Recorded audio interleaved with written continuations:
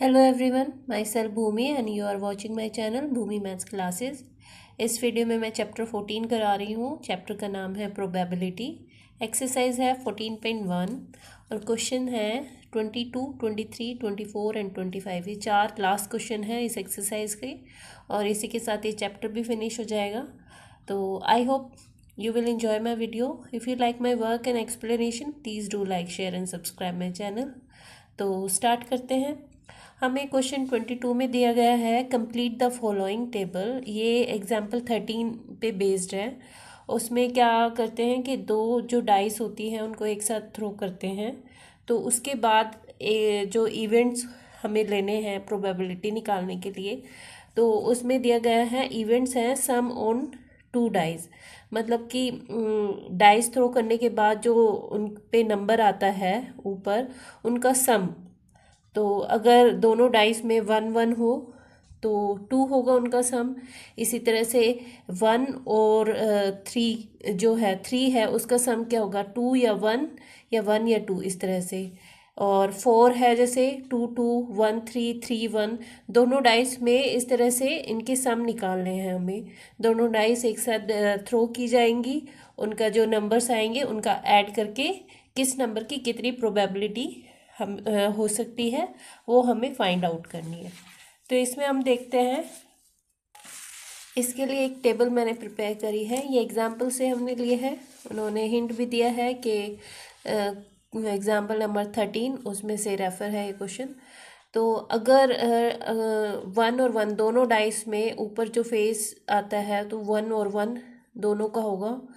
1 और 2 हो सकता है, 1 एंड 3। तो इनका जो टोटल है उसकी प्रोबेबिलिटी निकालनी है। तो इस तरह से ये सारे जो नंबर्स हैं, ये नंबर्स हैं 36। 6 यहाँ से है और 6 यहाँ पर है, तो 6 इंटू 6 36। तो जो पॉसिबल आउटकम्स होंगे वो 36 होंगे। तो यहाँ पे जो सारा है नीचे वो टोटल आउटकम्स 36 हमें लिखने हैं। अब जैसे उन्होंने 2 का सम, क्योंकि 1 तो आ ही नहीं सकता, दोनों डाइस में अगर शॉर्टेस्ट नंबर भी आए 1 और 1 तो उनका टोटल 2 होगा, क्योंकि हमें यहाँ सम देखना है। तो इसलिए 1 यहाँ पे इंक्लूड नहीं हुआ।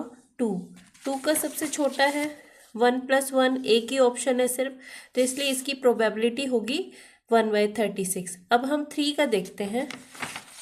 3 का देखने के लिए हमें इस तरह से एक करना पड़ेगा, 2 1 या 1 2। दो ही ऑप्शन है, दो केस में सिर्फ 2 का सम आ सकता है। तो इसकी प्रोबेबिलिटी होगी 2/36। इसी तरह से हम 4 का देखेंगे। 4 का सम निकालने के लिए 3 1 2 2 या 1 3 ये तीनों होंगे। इसके अलावा 4 का सम नहीं हो सकता, या तो एक डाइस में 1 आए और दूसरे में 3 आए, या दोनों पे 2 2 आए, या एक पे 3 और एक पे 1। तो इस तरह से 3 हो जाएंगे जो पॉसिबल आउटकम्स होंगे। सॉरी, ई जो होगा, इवेंट जो होगा 3/36। इस तरह से हम 5 का देखेंगे। 5 का निकालने के लिए 4 + 1 5 होता है, 3 + 2 5, 2 + 3 1 4। तो ये 4 ऑप्शन है जिसमें 5 का टोटल हमें आ सकता है।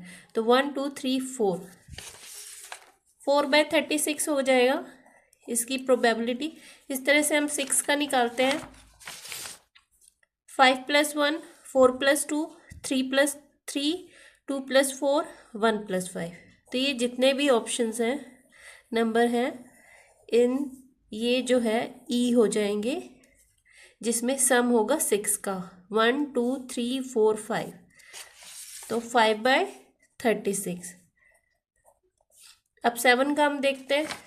7 का हो सकता है 6 + 1 5 + 2 4 + 3 3 + 4 2 + 5 और ये। तो ये सबसे ज़्यादा नंबर किसका आएगा 7 का ऐड करने पे, 1 2 3 4 5 6। तो यहाँ पे इसकी प्रोबेबिलिटी आएगी 6/36। 8 का उन्होंने ऑलरेडी दे रखा है, फिर भी हम टेबल में देख लेते हैं। 8 का टोटल 6 + 2 5 + 3 4 + 4 3 + 5 2 + 6। तो 1 2 3 4 5, इसलिए उन्होंने 5/36 लिखा हुआ है ऑलरेडी। अब हमें 9 का निकालना है। 9 का देख लेते हैं हम। ये 8 का हो गया, 9 का है 6 + 3 5 + 4 4 + 5 3 प्लस। तो ये 4 नंबर्स आ रहे हैं सिर्फ 9 के सम के लिए। तो यहाँ पर होगा 4/36। इस तरह से अब हम 10 का देखेंगे। 10 का हो जाता है 6 + 4 5 + 5 5 4 + 6। ये 3 नंबर्स आ रहे हैं सिर्फ पेयर जो है। तो यहाँ पर 3/10 3/36। एंड 11 का 2 है 6 + 5 5 + 6। तो ये दो जो पेयर होंगे सिर्फ वो ही होंगे।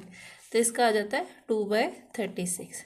तो इस तरह से हमने ये टेबल कंप्लीट कर ली है। यही हमें फर्स्ट पार्ट में बोला गया था। क्वेश्चन वही है, थ्रो 2 डाइस को एक साथ थ्रो करते हैं तो उन पे जो नंबर आता है उनका सम देखना है। 2 में है सिर्फ एक ही प्रोबेबिलिटी है, 1 केस में ही हो सकता है 1/36। 3 के हैं 2 केस, 4 के हैं 3। इस तरह से हमें टेबल में ये एक टेबल बनानी पड़ेगी इस तरह के क्वेश्चंस के लिए, इस तरह की, और फिर उसके बाद हमें सॉल्व करना पड़ेगा क्वेश्चन। अब इसका नेक्स्ट पार्ट हम देखते हैं। अब इसका सेकंड पार्ट है 22 का। A student argues that there are 11 possible outcomes 2 3 4 5 6 to 11 12। There each of them has a probability 1/12। Do you agree with these arguments and justify your answer. तो इन्होंने, क्योंकि डाइस में सिर्फ एक डाइस तो थ्रो करनी नहीं है, 2 डाइस हम थ्रो करेंगे तभी ये नंबर 10 11 12 9 ये आ सकता है। और इन नंबर्स को लाने के लिए आपने ऑलरेडी देख लिया है, 5 नंबर से आ सकता है 8, 4 पेयर से आ सकता है, 3 पेयर से आ सकता है 10, 2 पेयर से। तो इनकी जो प्रोबेबिलिटी है वो 1/11 तो हो नहीं रही है, क्योंकि दोनों डाइस होंगी तभी उनका टोटल हो पाएगा। तो इसका आंसर होगा नो।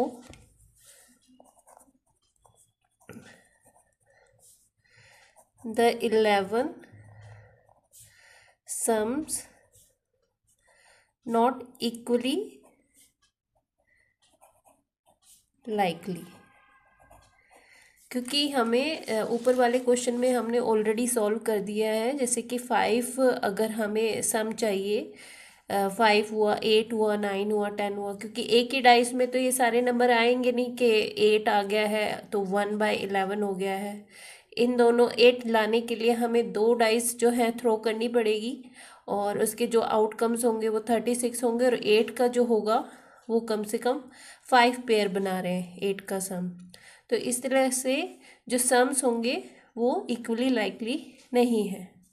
तो इसका यही रीज़न है और ये गलत अजम्पशन है। इसका नेक्स्ट क्वेश्चन हम देखते हैं। A game consists of tossing a 1 rupee coin 3 times and noting its outcome each time. Hanif wins if all the tosses gave the same result, that is 3 heads or 3 tails, or losses otherwise. Calculate the probability that Hanif will lose the game. तो इन्होंने बोला है कि एक 1 रुपये का coin है और उसे 3 बार वो जो है उछालेंगे। अगर तीनों बार ही हेड हेड हेड आता है तो हनीफ विन कर जाएगा, या तीनों बार ही टेल टेल टेल आता है तो हनीफ विन कर जाएगा। लेकिन इसके अलावा आया, जैसे कि 1 टाइम हेड 2 टाइम टेल्स आ गया, या 1 टाइम टेल 2 टाइम हेड आ गया, तो इस तरह से जो अलग अलग होंगे तो उसमें हनीफ हार जाएगा। तो इसमें हमें प्रोबेबिलिटी निकालनी है कि हनीफ किन केसेस में गेम जीतेगा और किन में लॉस करेगा। तो देखते हैं इसका। तो इस केस में इसके टोटल पॉसिबल आउटकम्स हम देख लेते हैं। The numbers of total possible outcomes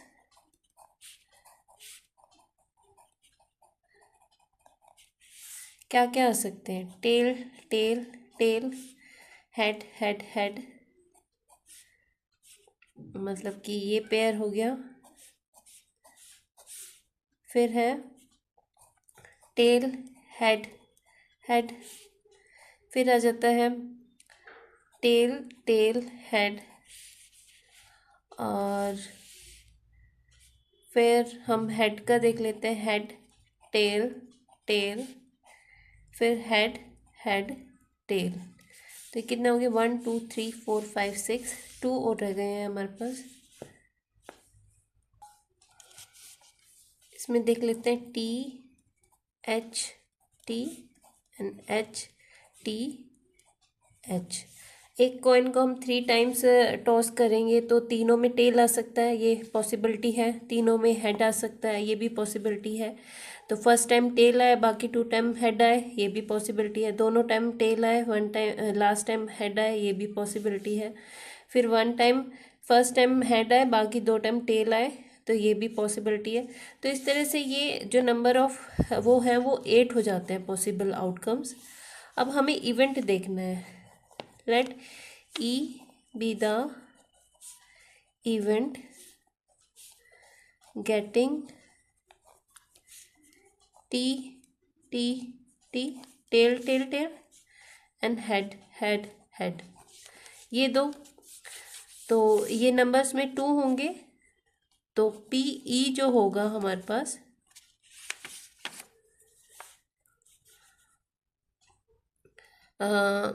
number of outcomes favorable to E and total possible outcomes। लेकिन इस क्वेश्चन में एक गड़बड़ है, हमने गलत ले लिया है। Calculate the probability that Honey will lose the game. Lose the game है तो फिर हमें यहाँ पर ये नहीं लिखना होगा, यहाँ पे हमें लिखना होगा ये सारे numbers T H H T T H H T T H H T. ये बाकी इसके अलावा ये जो बाकी नंबर है, क्योंकि इन्हीं केसेस में हनीफ लूज़ करेगा, तो 4 हो गया। फिर T H T and H T H. तो ये जब नंबर्स आएंगे तब हनीफ फेल होगा, तो इसलिए पी ई हमारे पास 6 हो गए। 6/8 दैट मीन्स 3/4। यही हमारा आंसर है। तो इसमें सिर्फ हमें यही करना था, एक ही प्रोबेबिलिटी निकालनी थी, वो केसेस जिसमें हनीफ लूज़ करे गेम। हनीफ विन करेगा जब टी टी टी तीनों टॉस में टेल्स आए या हेड्स आए। अगर उसके अलावा कुछ भी आ रहा है तो वो लूज़ करेगा गेम। तो वही है ई be the event getting T H H T T H, वही जो सारे यहाँ पे ऑप्शंस है वो। तो ये नंबर्स में 6 है, तो इसलिए 6/8, ये सारे टोटल मिला के 8 हो जाते हैं और ये सब टोटल करके 6, तो 6/8 हमारे पास आ जाएगा। उसको 2 से काट देते हैं, 2 3 ज़ा 6, 2 4 ज़ा 8, यही हमारी प्रोबेबिलिटी होगी।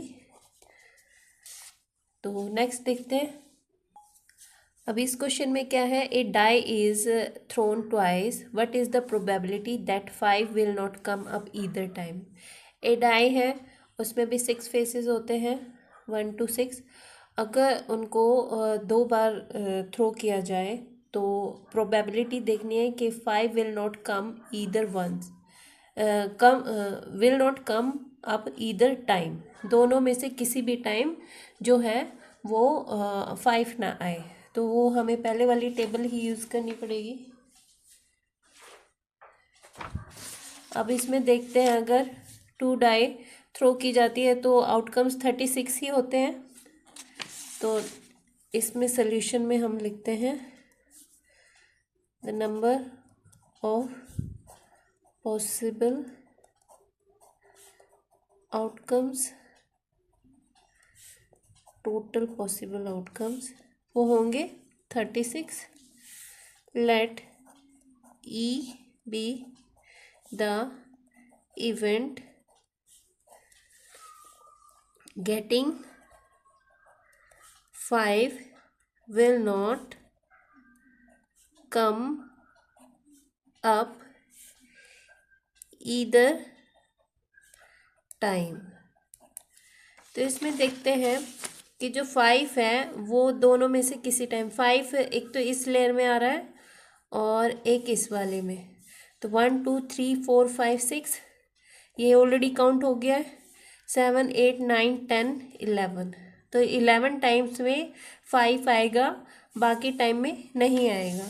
तो इसके लिए इसकी जो प्रोबेबिलिटी हो जाती है 36 में से अगर हम 11 सब्ट्रैक्ट करें तो जो PE हमारा बनेगा वो 25/36, क्योंकि 36 में से 11 टाइम्स 5 नहीं आ रहा है, तो 5 and 2 तो 25।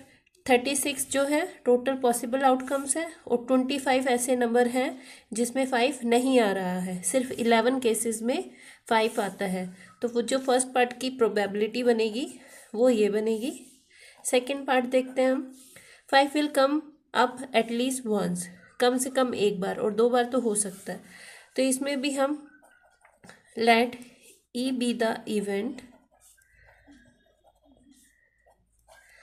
getting 5 will come up at least once। तो जो PE होगा हमारे पास, अभी हमने काउंट किया था 11 टाइम्स जो है वो 5 आ रहा है। 1 2 3 4 5 6, क्योंकि इस लाइन में आ रहा है और इस लाइन में 6 हो गया। 7 8 9 10 ये ऑलरेडी काउंट कर चुके हैं, इसलिए इसको अवॉइड करेंगे। 10 के बाद 11, तो 11 पेयर ऐसे हैं जिसमें 5 आ रहा है। तो यहाँ पर हम 11/36, और यही हमारा आंसर है सेकंड पार्ट का। इसमें हमें 5 will come up at least once, इसकी प्रोबेबिलिटी निकालनी थी, और इसमें ये will not come up either time, दोनों टाइम में 5 ना आए। तो ये हो गया हमारा। अब इसका नेक्स्ट क्वेश्चन हम देखते हैं। अब ये लास्ट क्वेश्चन है इस एक्सरसाइज का। Which of the following argument are correct and which are not correct, give reason for your answer. इन्होंने बोला है फर्स्ट पार्ट में, if 2 coins are tossed simultaneously there are 3 possible outcomes, 2 heads 2 tails or 1 of each, therefore each of these outcomes the probability is 1/3। तो इन्होंने बोला है कि अगर 2 कॉइन को एक साथ टॉस किया जाए तो दोनों की जो आउटकम्स होंगे, या तो दोनों पे हेड होंगे या दोनों पे टेल होंगे, या एक पे हेड और एक पे टेल। तो क्या ये इनकी प्रोबेबिलिटी 1/3 ठीक है? तो इसमें एक इन्होंने गड़बड़ करी है, क्योंकि अगर 3 टाइम्स हम कॉइन को 2 टाइम्स कॉइन को टॉस करते हैं तो दोनों टाइम में हेड हेड आ सकता है, टेल टेल आ सकता है। लेकिन हेड और टेल में एक में हो सकता है कि फर्स्ट में हेड आए और सेकंड में टेल आए, और या टेल फर्स्ट में आए और हेड सेकंड टाइम टॉस कर रहे हैं। तो हेड और टेल जो है इसमें 2 जो पॉसिबिलिटीज़ हैं आउटकम्स के लिए, तो इसलिए जो इसकी प्रोबेबिलिटी होगी हेड एंड टेल की वो 2/3 होगी, क्योंकि टू ऑप्शन जो 2 आउटकम्स हैं वो आ रहे हैं, या तो फर्स्ट में हेड आ सकता है, सेकंड में टेल, या फर्स्ट में टेल आ सकता है फर्स्ट जब हम कॉइन को टॉस करेंगे, और सेकंड टाइम टॉस करेंगे तो हेड आ सकता है, या तो दोनों में हेड हेड आ जाए, 2 बार कॉइन को टॉस किया, या दोनों में टेल टेल आ जाए। लेकिन हेड और टेल में फर्स्ट टाइम हेड और टेल, दूसरे में टेल और हेड, तो इसकी जो प्रोबेबिलिटी होगी हेड और टेल की वो 2/3 होगी। तो इसलिए दिस इज़ नॉट करेक्ट कि इन तीनों की प्रोबेबिलिटी 1/3 होगी। तो इसलिए ये जो आंसर इन्होंने जो भी हमें एक्सप्लेनेशन दिए हैं वो इनकरेक्ट है। तो हम सॉल्यूशन में लेते हैं। It is incorrect. They have taken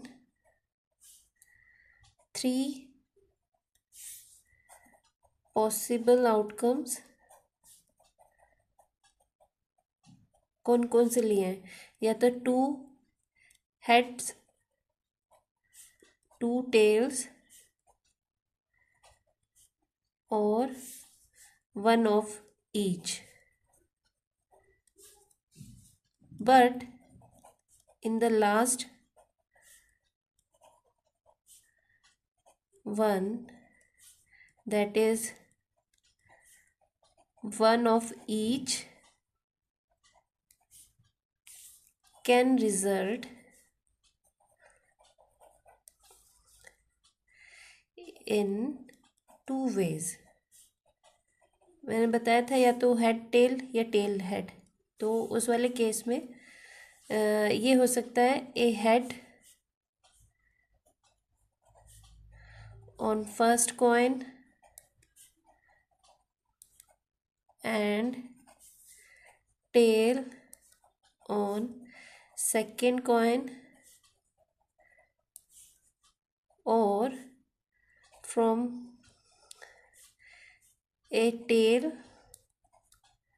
on first coin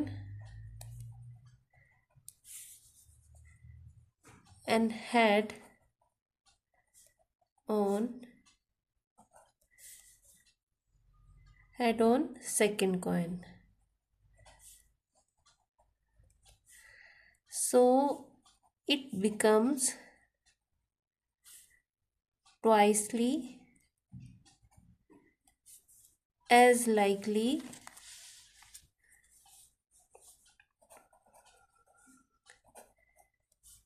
as two heads or two tails. तो इसमें हमने यही लिखा है रीज़न में, क्योंकि इन्होंने जो they have taken 3 possible outcomes, इन्होंने 3 पॉसिबल आउटकम्स लिए हैं, 2 हेड्स 2 टेल्स और 1 ऑफ ईच. लेकिन but in the last one, that is 1 of each, can result in 2 ways. जो वो हैं 2 वे से आ सकते हैं इनके option outcomes. A head on first coin and tail on second coin, और from a tail on first coin and head on second coin. So it become twicely as likely as 2 heads and 2 tails. तो इनका अब next part हम देखते हैं. A die is thrown. There are 2 possible outcomes, an odd number or an even number. Therefore, the probability of getting an odd number is 1/2.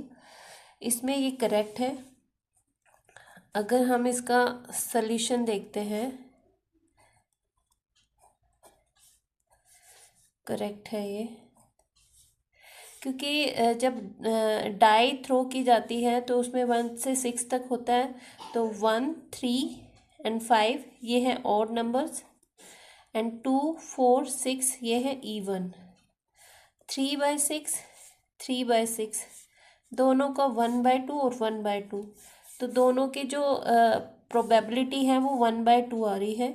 तो इसलिए जो probability of getting an odd number is 1/2, ये correct है. 1/2 की probability जो है वो correct आ रही है. तो इसका हम रीज़न लिखेंगे. The 2 outcomes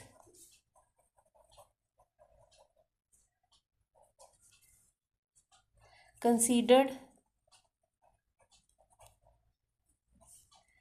in the question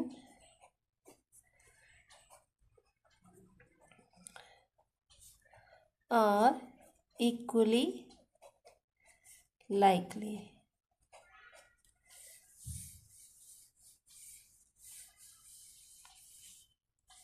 ठीक है, तो यही है इसका सल्यूशन जो है. अब हम आई होप कि आपको मेरे एक्सप्लेनेशन समझ आएंगे. If you like my work, please do like, share and subscribe my channel. Thanks for watching.